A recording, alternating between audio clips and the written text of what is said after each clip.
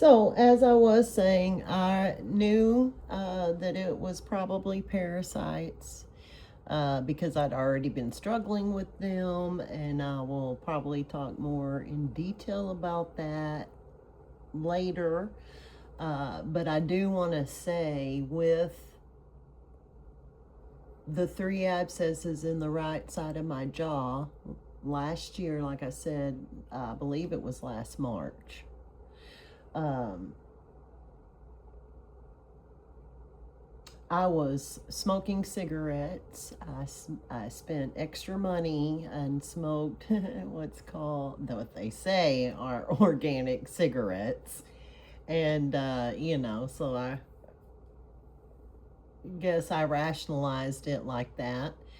I remember when I checked in, I believe her name was Deb, if I'm not mistaken, because I believe she wrote that down and put a little heart beside her name and dated it. Um, as she was admitting me, she asked me if I wanted to have a patch to quit smoking. And I was like, not really, right? Because I wasn't trying to quit smoking cigarettes. I really wasn't. I was trying to cut down, but I really wasn't trying to give them up. But she went ahead and smacked that thing on my arm anyways, and I looked ridiculous. I could not smoke a cigarette anyways. I mean, my lips, I thought it was pretty pathetic that I was still trying. But anyways, long story short, she put a heart and put her name, dated it, stuck that thing on my arm. I spent 3 days in the hospital, and I knew I would be a complete idiot if I went and smoked a cigarette. So I continued with the patches that they gave me when they sent me home, and I did not need to go by the next step or anything else. Thank you, Yahweh. He completely delivered me from smoking cigarettes, from nicotine. And I must confess that I did try to smoke a cigarette a couple of months ago when I came back home for the first time. And I got so sick. Sweat all over, threw up. It was so disgusting. It is toxic poison, and I won't do it again. Don't miss the stinky stuff, and I thank you, Yahweh, and I thank you, Deb, for putting that on my body, even when I really did not want to do that.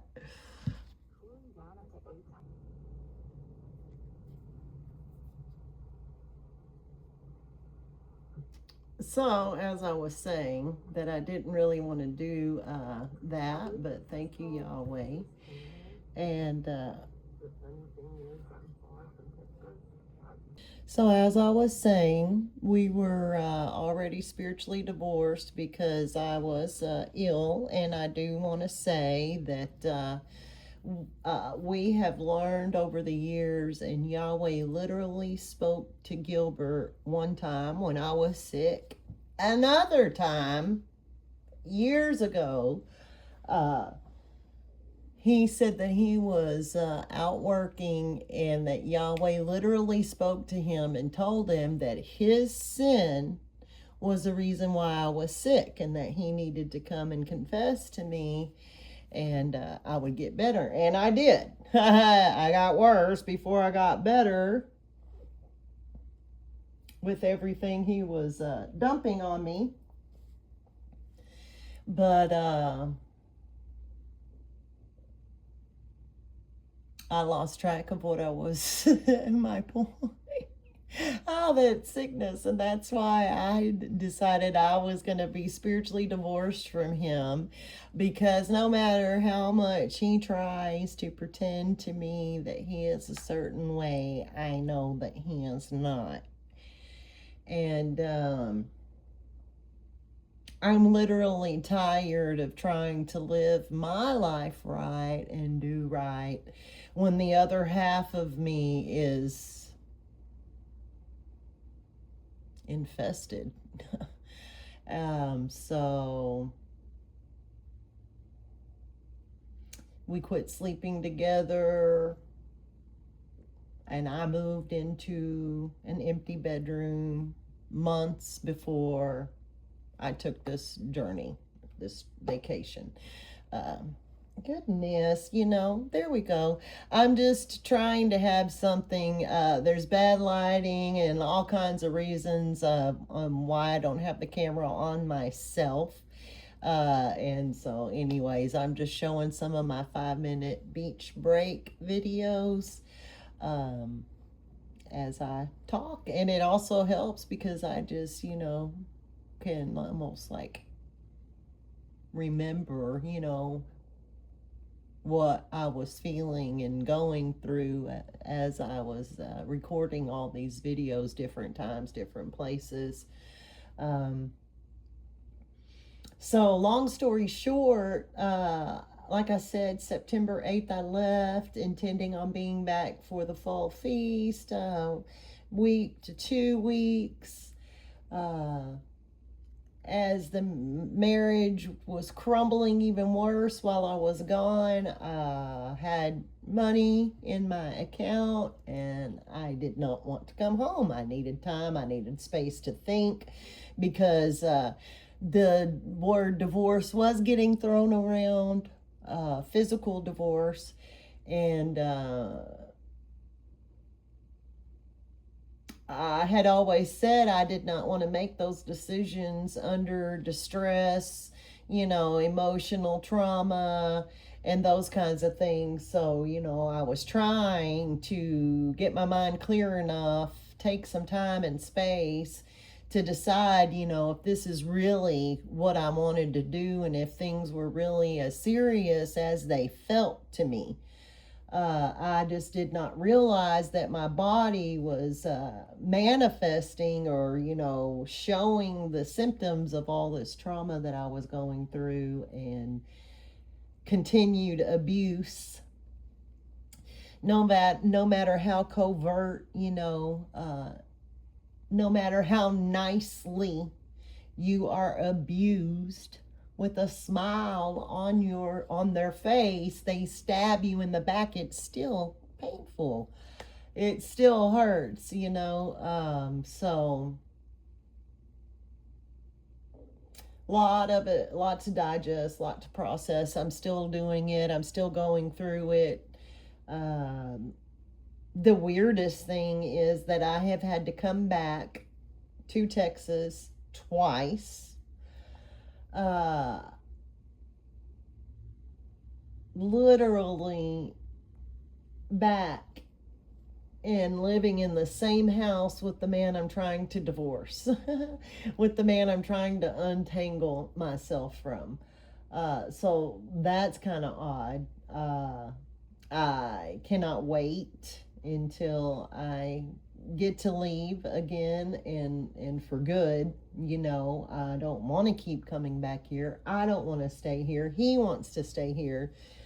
We need to figure this stuff out, and it's going to take some time. No matter how much I wish it could hurry up, it's going to take a minute, and I do want to thoroughly complete the process for myself, emotionally, spiritually, and physically, so that I am well and better to move on. So sitting in this has been painful and exhausting and at times downright unbearable. I mean, just literally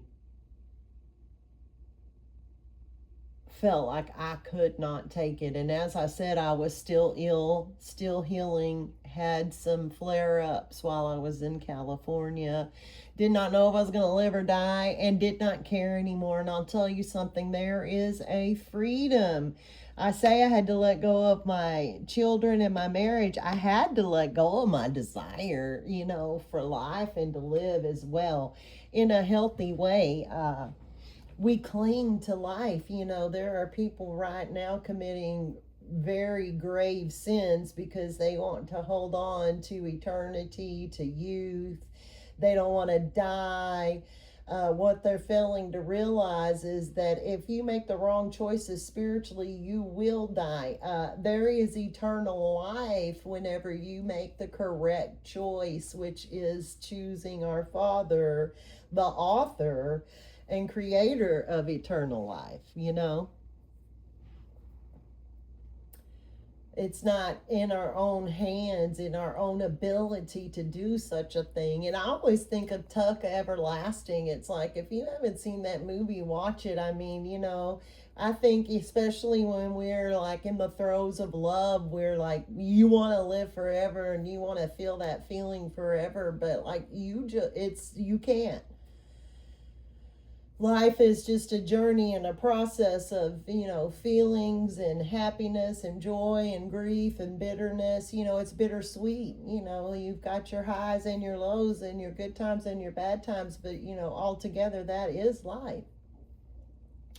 But anyways, you have to let go of it, and I did. I let go of the fear of it, perhaps, is what it really is. The fear of dying, the fear of death. Where, like, I was so sick that, like, death sounded like a better option where at least I could get some sleep. You know, when you're in pain 24/7, and you cannot sleep for months on end. I know mine was at least 6 months, if not longer. I mean, it was even affecting Gilbert's sleep, you know. Not to say poor him, but just to say that, like, it affects everyone around you when you are that ill. And I need to check the time. I'm going to have to stop because I'm not sure I have full permission to do longer videos.